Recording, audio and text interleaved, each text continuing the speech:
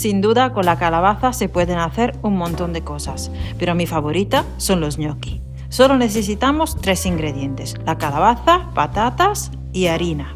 Empezamos por quitarle la piel a la calabaza, la cortamos en trozos. Y luego hacemos lo mismo con unas patatas. Las pelamos, las cortamos en trozos.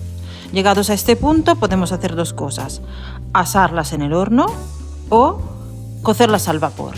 Las 2 opciones son las mejores porque así ninguna de las 2 verduras cogerá agua. Si no tenéis alternativas y las cocéis en agua, simplemente estrujad un poco la calabaza para que suelte el agua que pueda haber cogido durante la cocción.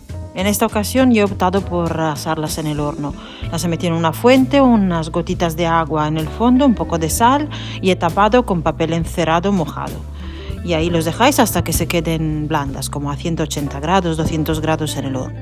Una vez tengamos las verduras cocidas, dejamos que se templen y luego las pasamos por un pasapuré y empezamos a amasar con la harina.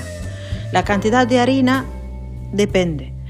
Dejo las cantidades en la descripción del vídeo, pero puede variar un poquito en base a la variedad de calabaza que habéis decidido utilizar, cómo la habéis cocido, si ha cogido agua o no. Pero bueno, intentad más o menos poner lo que os pongo en la descripción. Si hace falta un poco más, se pone y no pasa nada. Al principio la masa resultará bastante pegajosa, pero bueno, os vais apañando. Añadís un poco más de harina hasta conseguir formar una bola que recubriréis con harina para poderla manejar y la cortáis en trozos más pequeños para formar unos rollitos que cortaréis en forma de ñoquis. Os garantizo que es mucho más complicado explicar el proceso que hacerlo. Como veis en las imágenes es una tontería, es un trabajo que incluso podéis hacer con niños y el resultado es una pasta muy sana, casi todo es verdura y sobre todo que no podéis comprar ni en ningún supermercado y muy pocos restaurantes os van a preparar ñoqui caseros y menos todavía de calabaza. Y esto de que no los encontréis tan fácilmente se debe sobre todo a una cosa: no se pueden guardar fácilmente estos ñoquis, o sea, lo más aconsejable es que los hagáis y os los comáis. La única forma que podríamos tener de guardarlos sería bien separaditos como los estoy colocando yo, congelarlos y luego pasarlos a una bolsa, pero bueno, pues yo no lo hago, o sea, el día que los hago me los como y hasta la siguiente vez. Ya os aconsejo que hagáis lo mismo. Así que vamos a poner agua a hervir con sal y cuando hierva vamos echando los ñoqui por tandas, o sea, echamos unos cuantos y esperamos unos minutos a que floten. Cuando flotan es que están ya listos para sacarlos.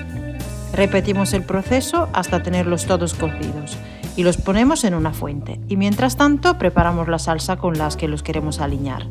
La salsa más tradicional para estos ñoqui es simplemente mantequilla derretida con salvia y en una sartén hasta que se vuelva un poco marroncita. Y ahí echamos los ñoquis, rehogamos un poquito y están listos para emplatarlos y echarles parmesano. En alternativa, le podéis echar la salsa que más os guste. La que sea, la de queso le pega un montón. Una salsa de tomate, bueno, pega algo menos, pero igual se podría probar. Bueno, yo tras preparar los ñoquis así de forma tan tradicional, haberles echado la mantequilla, la salvia, iba todo muy bien, pero claro, pues una ya lleva muchos años en España y digo, pues no sé, ¿qué le voy a echar? Pues unos copitos, llamémosles, de chorizo que he disecado en el horno, como unos pétalos de chorizo seco, para que le dieran un toque un poco crujiente y un poco de contraste con el dulzor de la calabaza. Y la verdad que no estaba nada mal, o sea que es un acierto por si queréis probar. Independientemente de la salsa que escojáis, os animo a hacer estos ñoquis de calabaza. Aunque creo que si habéis llegado hasta aquí en el vídeo es porque probablemente ya los estéis haciendo. Así que solo me queda deciros que los disfrutéis muchísimo. ¡Hasta la próxima!